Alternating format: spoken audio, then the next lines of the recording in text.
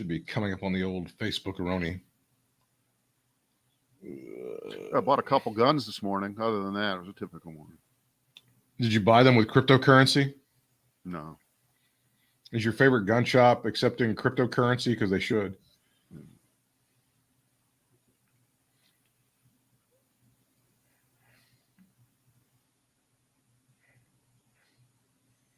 Okay, that was a shockingly fast click to this. I don't know whether it's because I hope it's a good omen, man. I'll take anything I can get at this point. Let's put it this way. Let's make the comparison to the cars I have. Okay. Yeah. There can't possibly be anything better about a 2009 Elantra than there would be about, say, a 2018 or 2019, right? Is that a fair assumption? That's fair. That's just me. Okay. So we went late yesterday. We can actually go early today if you're ready. Yeah, I'm ready. We owe it to everybody. Ready when you are.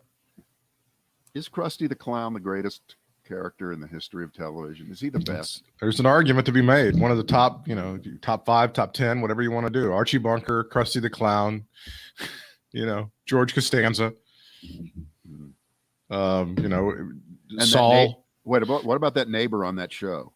That neighbor was good. Saul Good. It's Saul Goodman. Yeah. All right. Let me switch back over to the page. Okay. This is the Brad and Britt cast. We're glad you are with us. We apologize for what happened yesterday. We had a complete breakdown on my end, on my computer. Oh, wow. And for that, I am sorry, but I've paid the ransomware. I've bought myself back. I don't know. It's sad. The saddest thing is that they've completely solved, the Republican Party has, the Marjorie Taylor Greene situation, so we can't really even comment on it. I mean, it's all been fixed at this point, right? Well, yeah. Why don't you explain how they finally said enough is enough? They are holding meetings right now on whether to expel her. They're doing the right thing, and the country. Oh, yeah. Am I wrong? Did I miss something? We didn't get to say this yesterday because we were in such arrears on technical stuff. When the word came down of McConnell and McCarthy condemning her in the harshest terms possible, her anti-Semitism and her denial, the Holocaust stuff, and she doubled and tripled and quadrupled down. And now, Brad, the shocking stuff that's been coming out is the only reason they did this is because there were a bunch of donors that were like, I'm not sure if we're going to give you guys money if you keep giving the okie doke to this shit. Well, so again, I would really like to know. No, I would like to know the specific religious makeup of the Republican donors who said this is a bridge too far. Because right now in this country and all over the world, but in this country, we'll just stay in the United States, we'll stay domestic. We're dividing up against ourselves in all kinds of ways. And certainly in the Jewish community, and as you know, I am the spokesman for all Jews. Right. King of the Jews. There has been for years, and it certainly exploded kind of during the Trump era, of right-wing, orthodox, quote-unquote, extreme conservative Jews, because normally conservative Judaism is the middle ground in the three, it's Reform, conservative in the middle, Orthodox. So I'm using the word conservative now, pushing it back over to the right, where it kind of belongs for this discussion. Right. And they've been big donors to the Republican Party. A lot of Jews loving Trump because he moved the embassy. Yeah. He did all that kind of shit. He sucked up to Netanyahu. It was kind of a contest. Who do I suck up to more today, Netanyahu or Putin? And the vast majority of American Judaism was not particularly thrilled with that. So here we are, past Trump's presidency, and anti-Semitism is blooming all over the world in a way that we haven't seen in our lifetimes, right? Not since the 1930s, not since the 1940s. has it been this open and blatant? And we know where we can place the primary blame. But this marriage between Orthodox Jews and fundamentalist evangelical Christians over we loved Israel the most, although I'm just guessing that somewhere down the line, maybe those evangelical Christians might kind of deviate from that love of Israel and Jews when the right time comes, when the right calendar page is ripped off, they might not be so thrilled. But right now, it's great. And who do they have appear out of the woods, out of the ground? Marjorie Taylor Greene, a complete racist, gap-toothed, moronic. No, she's not really a stupid woman. Don't call her that. She's not stupid. She has a degree. Shut up. She's an idiot. Where does she have a degree from? I don't know. I don't know. But usually that's the first, never call somebody stupid, blah, blah, blah. And so she bubbles up from nowhere and grabs this. And, the rest of the world, we're all caught. Well, don't talk about it. It'll just help her raise more money. Then if you let it go. Well, obviously you can't not talk about it. You can't ignore it. And again, we have to go back to training camp where we learn blocking and tackling. And blocking and tackling with someone like this is all about why are they able to do what they're doing in public? Why are they able to be this way? And it's because a lot of people agree with her. A lot of people say they dig the message. There's no doubt about it. They dig the message. None of this, oh, we're outraged. No, they're sending her money. That's the ultimate expression of I agree with you. You've got a good point. Yeah. Okay. Marjorie Taylor Greene, speaking for, quote, intelligent Jews. Smart Jews know that things were really, really bad in Germany in the 30s and 40s. Well, thank you. Thank you. We needed you. Thank you. Is there sort of this is the same as same as making people wear masks now, or asking them to, or encouraging them to. It's the same thing. Fuck you. There's no other response. It's a two-word response. It's simple.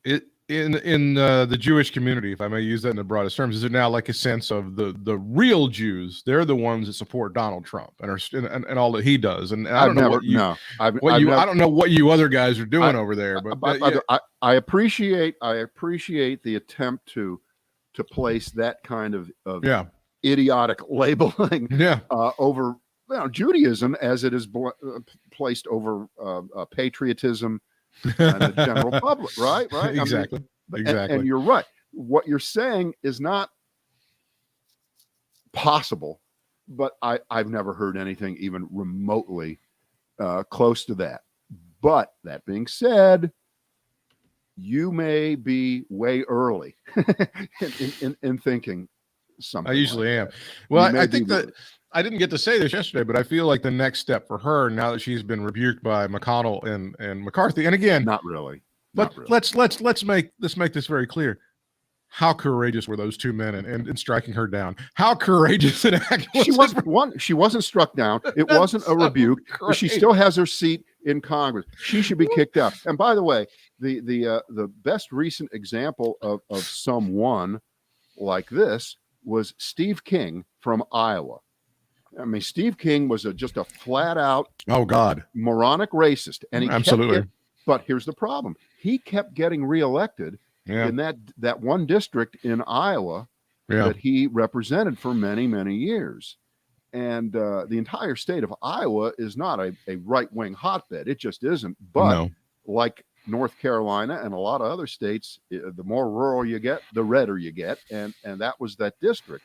So they kept reelecting him. And every time he would say something racist, they would let him go. They would let him get away with it. But underneath, they were kind of plotting to finally find someone in a primary to take him out. And it finally happened. But he was in Congress for a long time. And I don't think we can stand 10 terms of Marjorie Taylor Greene before a person is found who can defeat her in a primary. And I guess how you would defeat her in a primary right now would be you have to be even crazier than her, right? Good luck. You would have to appeal to the good sense of people in that Northwest Georgia, in the Cedartown, the greater Cedartown area. I don't see that happening. And by the way, I check this. I always want to be accurate when I make these charges. The movie Deliverance was not filmed in what is her district. It was filmed in the northeast corner of Georgia. She represents a district in the northwest corner, but I'm just guessing it takes about a half hour to move from district to district. So when it came time to hire extras to be in Deliverance, the mouth breathing, drooling Central Casting Corporation didn't have to fly people in from California or New York to be in the movie. Well, they could just bring them in on a bus. The kid with the banjo did not have a SAG card. Yeah, that's. I think you're absolutely 100% right about that. Right, for sure. Right. Yeah, but they don't. I mean, again, this is probably the most accurate headline. The GOP has no clue what to do about Marjorie Taylor Greene. Well, this is your monster, Dr. Frankenstein. This is your monster, and you can say, again, when they absolutely positively had to, in the most mild terms possible, McCarthy and McConnell, oh, it's disgusting, and we're just so troubled by what she said and doubled and tripled. But they really didn't do anything to her, as you pointed out, because she's nothing. She's not. They can't take any committees away from her. They can't take her office and put it in the basement. It's probably already next to the boiler. There's not much they can do. And frankly, they need her. They want her to be around. And I think the solution now that she's been mildly slapped on the wrist by her two daddies there, they have to get her a photo op with the big daddy at Mar-a-Lago or Jersey, and they've got to be having the lunch, and he's got to be drinking a Diet Coke and put his arm around her. It's okay, Marjorie. I still love you, and that's all that matters. I want to come at it from a different point of view. Put the headline up again so I can look at it for folks who can't see us. The headline in the Washington Post was, the GOP has no clue what to do about Marjorie Taylor Greene. I completely disagree with that headline. They absolutely know what to do. Oh, yeah. They know what to do. They lack the courage to do it. Will never do it. Yeah. They're afraid to do it. And they will not do it because, again, like Trump, she represents a line of thinking of a lot of people who vote mostly Republican all the time. And they are so afraid. This party is so afraid of that subset of their voters that someone like this can come along out of nowhere, get elected, and they know what to do. And by the way, the false equivalency, whataboutism of, what about AOC? What about Ilhan Omar? What about Rashid Tlaib? They should, the fucking answer to that, you right-wing horseshit liars. Every time those folks have said things that are anti-Semitic, and by the way, whatever they've said doesn't come close to what Marjorie Taylor Greene said. But every time that they have gone there, you know what's happened? They've been denounced. They've been denounced quickly by the leadership. And not only that, there have been votes taken by the entire House of Representatives to censure their comments. It has been brought up for everyone to make a judgment on. So there is no comparison. There is none. Now, I realize I'm just talking to you and to you, and in the world that we don't live in that would report what I just said, they would just say with a straight face, what about the squad? What about them? Nobody ever says anything about them. And the people who watch Fox, nobody ever, and the answer, no, nobody doesn't not ever say anything about them, but it doesn't matter. So everything is a cousin of the big lie, which is you never tell the truth about what happened. You tell a story about what you want to have happened so that you can react to it and then have a headline, liberals go crazy over liberal, right. But hey, can we do something really light here for a minute? Well, isn't she booking herself for a prime guest spot in this Donald Trump stadium tour or whatever the fuck he's doing? I mean, you got to have her on, right? I'm sure she'll be here. But I find the story, and there's really kind of nothing to it, but maybe there will be. It's one of those we hope that since MGM Studios owns the entire James Bond library And Amazon has just bought MGM. They paid $9 billion for it. Some people think they overpaid for it, which, by the way, it was only worth 5 or 6. So $3 billion to Amazon is what we call a rounding error. Okay. If they did pay too much for it, so it doesn't matter. That Jeff Bezos, he's known for making terrible business deals. Right, he doesn't know how to. Right. He's really, that's what he does all the time. Right. But MGM owns the entire catalog and the program, The Apprentice. And therefore, technically, you might surmise that Jeff Bezos could have his hands, if he wanted to, on those fabulous outtakes that we know exist, because everybody from Meatloaf to Tom Arnold, everybody that's ever been on that show says Trump was just this vile, racist, nasty piece of shit when the cameras weren't rolling, and there's all these outtakes of him, and they've never been seen because the control of those tapes were with MGM, and they were not letting them out. Well, now you got a new boss, new sheriff in town. And I don't know whether that's going to happen, but what leads me to a conclusion that it just has to happen is because there's always a need for a new James Bond villain, right? They keep writing new movies. Sure. They keep putting out new. And it's always about the villain. It's really not about Bond. Right. So they may need to start repackaging. And you can just see Jeff Bezos as a Bond villain, just re-quoting, recirculating some of the old great lines from the bad guys, including this one. No, Mr. Trump, I expect you to die. And we all know who said that, right? Exactly. This is my favorite. Amazon always delivers what it promises. That was Blofeld. That was Blofeld. Nice. Right? Of course, that was Spectre, I think, when he said it. So there's a lot of potential there. And it's just one of those things. I know it's not as important as him getting to be the subject of grand jury activity in New York, which, if that doesn't make, pucker up your anus, I don't know what does, knowing that there's a grand jury seeing all your tax returns and all those kinds of things. And again, I think, Britt, we ought to give ourselves a couple of cookies here because we said 6 years ago, it's almost 6 years ago, that it always was about the tax returns. Yeah. It was always about the tax returns. Remember what the first answer was by the defendants? It was by the defenders. It was, well, you can't tell everything about someone's finances just from their tax returns. There's a lot. Really? Okay. That never made any sense.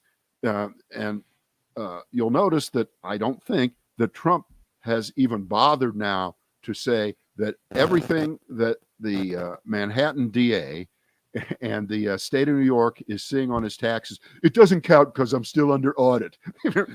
he finally dropped that one because it never meant anything in the first place. It didn't. It was completely irrelevant. But to see this guy now stripped of all of the defensive armor that he had because he was president for 4 years, to me, is an utter, complete, total delight. It's wonderful. It's but great. isn't there some part of you that feels like he's going to wiggle out of this? Isn't there some part of you? Yeah, sure. But if his wiggle is going to be, I knew nothing. I had no idea that building in Chicago that says Trump on it was valued at $100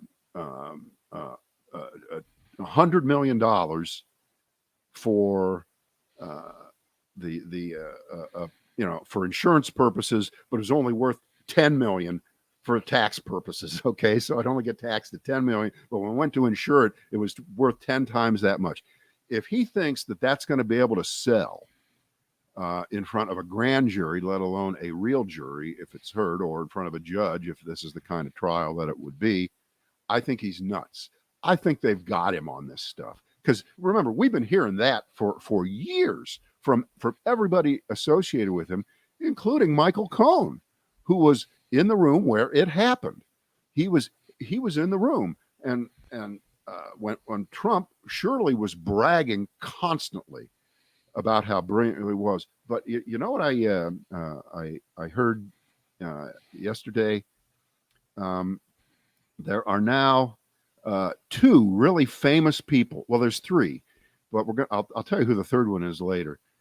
There are two really famous people who, in the grandest tradition of the mafia, in the grandest tradition of a mob boss, don't have computers, don't use email, don't send text messages. Those two people are Donald Trump, of course, that's kind of well known, and Wayne LaPierre, the beleaguered head of the NRA. The guy's had that gig since 1991. You know, they threw him on the stand a couple weeks ago, and the NRA just got crushed in court for being full of shit, for thinking they could declare bankruptcy and get out of being taken apart by the Attorney General of New York, who is a very, very busy lady these days. Yeah. The judge would have none of it. And I mean, LaPierre is a common criminal embezzler crook. But the fact that he had that job all those years and never wrote anything down, you can just stop the music right there. That's everything you need to know about him. By the way, the third person who doesn't use a computer is Warren Buffett. But he seems to be able to get his message out pretty well. And I don't think that he doesn't use email or anything to hide things. That's just his habit, because, you know, the guy's 90 years old. Okay. Right, I'm giving him a pass, and no one is accusing him of crimes like that. So yeah, I also think that there's like a team of people that will be able to help him out in a pinch if he needed to send an email or something. Right. Exactly. And but in the case of Trump and Wayne LaPierre, could it get any better than that? Could you find two more people who have spent their entire adult working lives trying to lie and scheme and trick and obfuscate and cheat, because the litany of shit that Wayne LaPierre used the NRA for as his personal piggy bank for personal expenses it's just unending. It's just unending. And that story about him, and he had to defend it, and he had a bullshit story about it. After the Sandy Hook shootings, he was so afraid for his life, he got on a yacht and went floating around in the Bahamas so that he would be safe. And so in court, the lawyer asks him, is that a common practice? Is that part of your job? Well, yes, that was part of my job to be on that yacht after the Sandy Hook shootings. The judge didn't want to hear any of that shit. It didn't work. It didn't work. But they're both, and I think there's a great commonality, like you said. They're both very common thugs, and it was all about, oh, there's this bunch of money and I can grab it. That's what it all came down to, really. It's such a base thuggish thing. There's no real artistry to it or anything. They didn't even act like that. There's just this bunch of money. I would like to grab it. I would like to scam people out of the money. I want to take the money out of your pocket and put it into mine. Please, thank you. That's essentially the Donald Trump, the playbook, right? I don't care what I'll give you a bullshit product that you can give your money to. And now, as I said, I think the business now is completely politics. And if you want the Trump endorsement, well, we have our premium package. That's $500,000, and he'll make a robocall for you. And for $1 million, he'll come to your market, and he'll go and he'll have a rally, and he'll do a commercial for you. I mean, I think there's going to be different premium packages for that. But here's the problem. The problem is his endorsement is not worth the paper it is written on. Yeah. After the primary is over. Okay. It's just not. Once you get to the general election, sure. Of course. I mean, do you have the schedule on when he's coming here to North Carolina for that first exciting rally? I don't have to look that up. I got to see that, because I know that next week. I think that right? Next week. Yeah. God, after Memorial Day. Yeah. You don't want to ruin everybody's Memorial Days. Okay. Well, his fat ass is going to be sitting back sucking down some ribs, so he don't want to go ahead and ruin that. I can't wait. I don't have that information as far as when the Trump rally comes. No. But it's ridiculous. I mean, it's like a victory tour, right?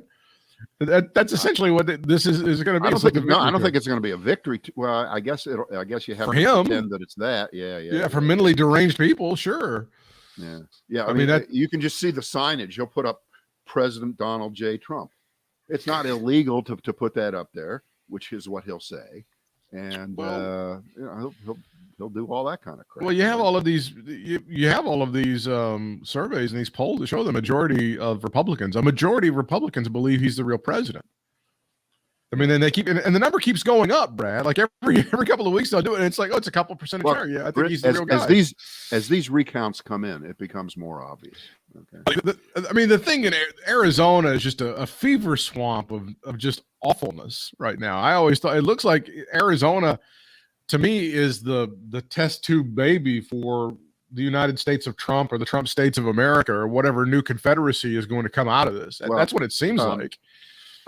Arizona, like the lab in Wuhan, apparently has had a spill, an accident, and it seems to be spreading all over the country. Right.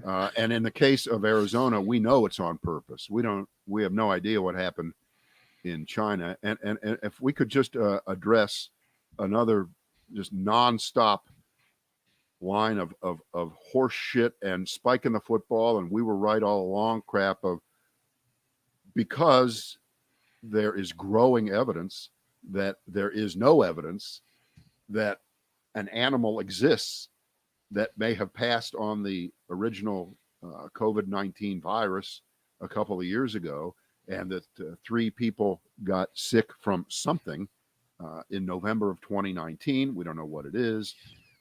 Therefore, Trump was right. Fox was right. Everybody was right that said it was on purpose, and they did it on purpose. And now the liberals are pretending that they never said that, and that they're just discovering this for the first time, and blah, blah, blah, blah, blah, blah, blah. On you go. And Fauci needs to be fired, and he's funding the research. Fuck. This is what they're hanging on. This is what they're hanging on. And it's crap, because if I recall us talking about that several times, what we said and what most people were saying was, we really don't know.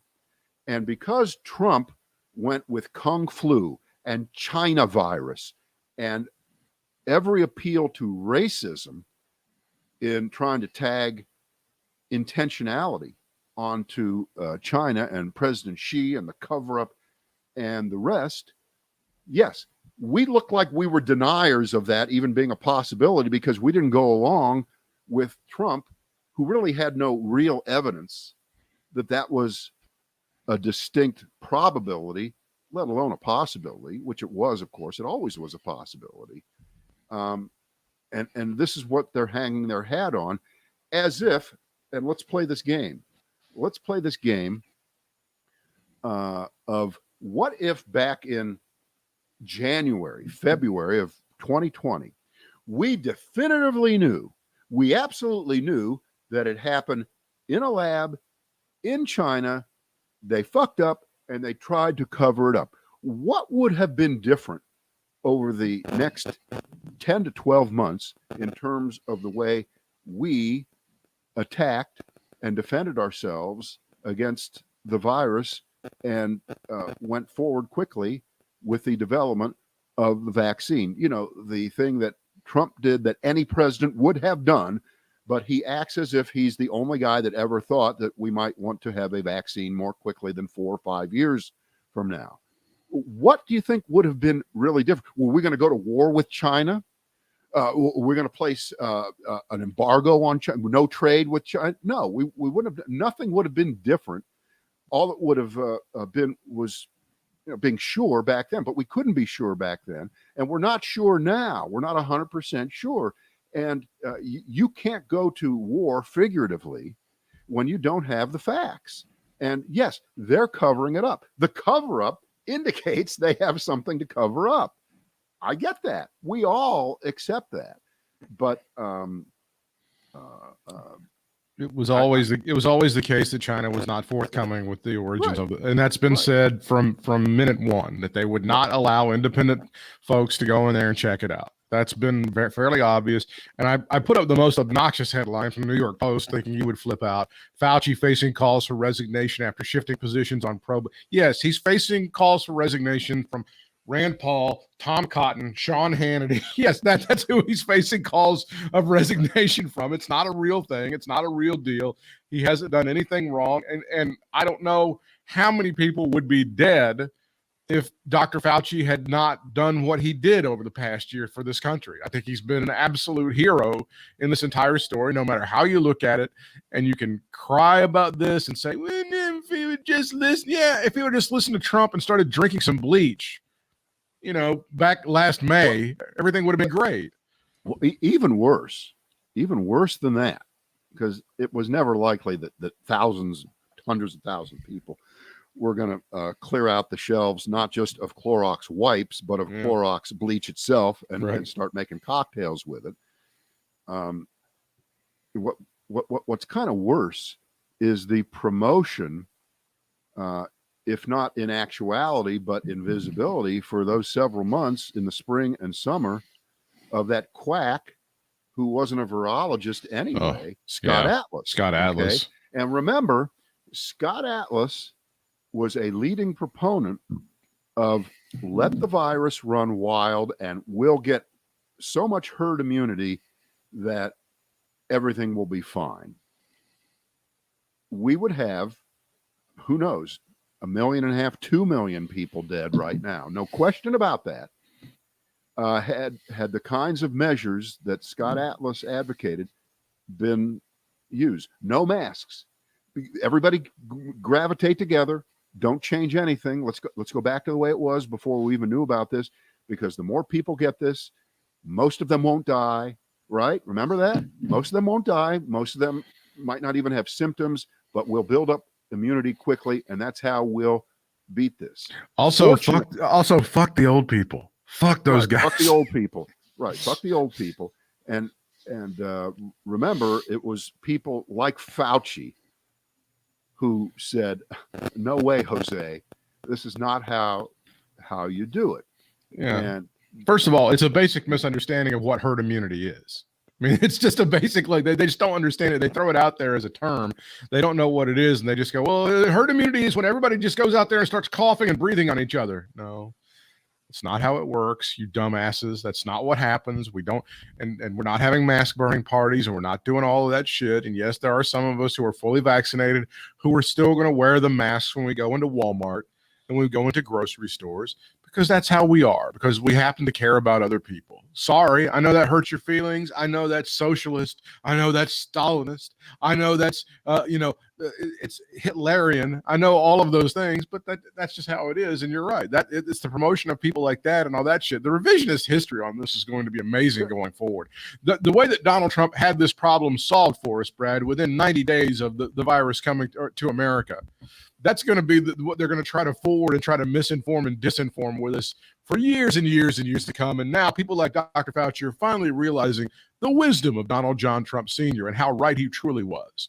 Well, I think the problem may be that people like Fauci, people like you, who still may be inclined to wear a mask indoors in a setting where they're, you know what you are? You're pro-choice on masks. Bastards. You're saying it's up to the individual now at this point and not have any government intervention. And the radical opposite of that is no one should be wearing a mask at all, ever. And no one should say or encourage you to wear a mask under any circumstance. Why do I have to wear a mask on a plane? Blah, blah, blah, blah, all that crap. So they're anti-choice, as they always are. They're anti-choice, not just on that, are they? Right? It's a matter of convenience. Are you being? Let me ask you: are you being pro-life if you don't want anybody to ever be wearing a mask? There are all these people. I've read letters in various from immune-compromised people who either cannot get the vaccine and they want to, but they really can't get it for health reasons. I know these people. Right. And if they go out, and they shouldn't have to be locked in their houses forever, if they are circulating and they'll still be wearing a mask, but you don't know that by looking at them. If you certainly have not gotten a shot and you're out there not wearing a mask and you're not immune compromised, you're a piece of shit because you are exposing people who could easily pick up the coronavirus and get really, really sick. Is it going to affect me or you, the vaccinated people? No, but that's not the point. And if someone out there wants to equate that with Jews wearing yellow stars, not gold stars, just like the fact that Marjorie Taylor Greene called them gold stars, as in gold star parents who did something wonderful. What? Wait a minute. She got history wrong. She was wrong about history. Everything else she got right. She just got the color of the star wrong, Britt. Now remember, as the story was rolled out, if we may back up a little bit, it wasn't that she said it one time. They gave her several opportunities. Now, Marjorie, I don't think you mean to say, oh no, fuck you. I mean to say it 5 times harder. No, they're going to put us on trains and gases. And no, Marjorie, I think you don't mean to say that. You're offending. Fuck you. And she would just continue to double, triple, quadruple down. And if you were against her, you were a piece of shit, to the point where that little piece of shit, Ben Shapiro, had to actually confront her and go, you know, you're really awful and you're doing the wrong things. And she had to scream at that little piece of shit. That's his line for all the awful shit that he defends. That's his line. Finally. I am so glad that you brought up his name, because here's a guy, young, what is he, about 35, 38? Something like that, yeah. He's probably 47 now. Like some of these people, they were young. They've been around longer than we may think. They might not be 31 anymore. It's true. But Shapiro is a Harvard guy, Jewish guy. I'm sure he's off the charts, pro-Israel, pro-Netanyahu guy. Sure. I'm sure he is. He's one of these people that we were talking about earlier on. Hey, guess what? If you want to own Donald Trump, if you want to own the Republican Party, if you want to own them because you believe that the Democratic Party is taking us down the road to being the next Venezuela and other things, you hate everything about Democrat, whatever. Guess what? You own Marjorie Taylor Greene too. You don't get to put her in the corner. You own that. You know what? The difference between the Republican Party and the Democratic Party, I can't remember who I heard speak of this or where I read this, but I think it's perfect. The Republican Party is a top-down, follow the orders, no room for dissent. We're doing it one way, and doesn't matter what you're in. You're just in. The Democratic Party, of course, is just made up of all these disparate groups, labor unions, racial minorities, religious minority, just everything. It's all big. It's one big stew. You know, I'm not a member of an organized political party. I'm a Democrat. Who said that? Will Rogers? The great Will Rogers. Kenny Rogers. The great Kenny Rogers, who knew when to fold. Rogers. Roy Rogers said it. Roy Rogers said that. And by definition, the Democrats are going to have people like the far lefties, the Ilhan Omars and the AOCs, and they're tolerated. You put up with them, and when they get out of line, you smack them down. But like you said, there's no. But they're still part of your party, but they are not the emblem of your party. No. In the case of the Republicans, though, they really are now defined by their worst members. Absolutely. There is no getting around that. That's absolutely true. You sanction that. That is what you are. It's but there's no that's where the false equivalence is. Like when you point out a Marjorie and they go, oh yeah, well what about the squad? Blah, blah, blah, blah, blah. They're anti-Semitic. No. It's not the same. There's nobody on. I mean, AOC would not deny the Holocaust. AOC would not equate this. That's bullshit. There's not an equivalence. They just try to pull out the worst example. And like you said, those folks are not driving the train. The Marjorie Taylor Greenes, because they don't know what to do with her because they created her. She is driving the Republican train right now. She is. You are so right. And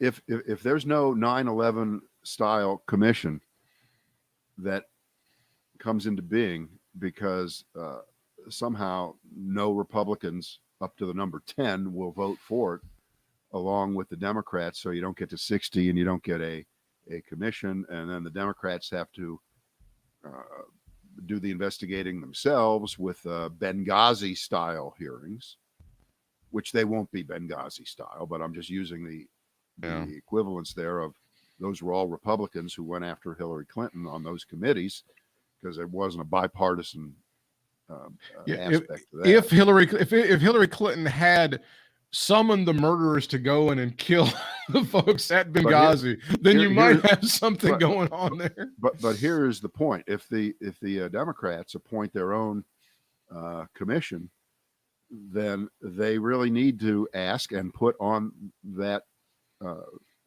commission Mitt Romney and Liz Cheney and Adam Kinzinger, and people like that. If get those Republicans who won't put up with the bullshit. Yeah, and it's not relevant what their political views are on other issues. There's plenty of time to go back and disagree with Liz Cheney and smack her around for oh God, I'm going to get suspended, aren't I? No, it's over now. Forget it. We just got thrown off YouTube. Right. We mean verbally smack her. To be completely clear, we are not advocating for the assault of Liz Cheney in any way, shape, or form. Thank you for getting that out. Just want to make sure. We got that within the minute. Come on, Google. Don't ban us for every platform. We'll be fine. Right.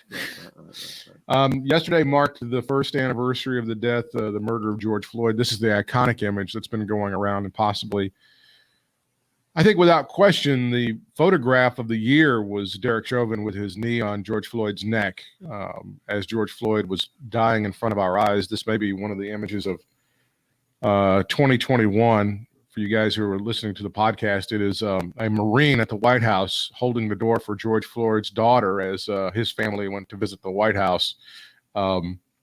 America has changed irrevocably, I think, in the past year, and certainly we're not done. But we've had to take a hard look at ourselves over the past year in ways that certain people were not happy doing. They've had a lot of different things that are going on, including the 100th anniversary of that mob in Tulsa that burned and lynched folks in what was called Black Wall Street at that time. Is any thoughts on the 1 year anniversary of the killing of George Floyd? Well, get out your cliche-o-meter. Yeah. But I think it's really true. A lot has changed and nothing has changed. Yeah. I think it really has shaken a lot of people who could look the other way, including you, including me, when these stories would come up. And they continue to come up almost daily of police abuse. It does make you wonder just how many times this has happened and has happened even in the last year where a minority is pulled over in a traffic stop for some reason and the outcome isn't good, but there's no video of it. So the cop walks. And then that's just been the history of policing since we started driving cars, I guess, 100 years ago. That's not the only part of the story, but it's the most visible and connected to the stories that have happened about other people in the wake of the George Floyd tragedy. And it's horrible. I mean, in my mind, this picture of Chauvin with his knee on George Floyd's neck is a bookend to Marianne Vecchio's picture taken at Kent State University on May 4th, 1970, of her with her knee on the ground and looking up into the air and crying over the shootings that occurred there. It happened 50 years apart, those two incidents, almost exactly 50 years apart. Yeah. and I'm just going by the visceral visual image that goes through my brain. And both of those images did change the country, not instantly, not overnight, but they did change a lot of. I mean, the Vietnam War could not be fought on the same terms that it had been fought on after that day in 1970 by Nixon. He knew he couldn't do it. He knew he couldn't do it because the unrest at home was too great. The cost was too high. And so he pretended, because the war didn't just stop a year later. It went on. It went on past his presidency. Yeah, it did. So it's a tough thing to talk about. It's a tough thing to get your arms around, and it's a tough thing for two white guys like us to sit around and think we know what it's like for a black person to be pulled over by a police officer right now. I mean, it just must be frightening. Oh, yes. It just must be. Even if there's no reason, if you've done nothing wrong, even if just, I get it. I mean, there's a number of what if, like the young Fraser lady was saying, if she hadn't shot that video, where would we be now? If she hadn't shot the video of George Floyd taking his final breath. I mean, there's so many different stair steps to this. And if the jury had not done what they did and listened to the evidence, and the family had gotten some sense of justice from this, where would we be? And, you know, there's a million different things there, right? Yeah. And we've got cases stacked up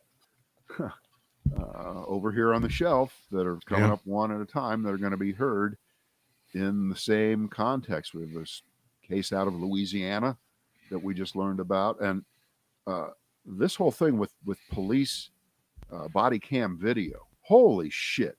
You want to talk about something that should not be open to interpretation or question, or if I hear one more time, well, he didn't have his camera on.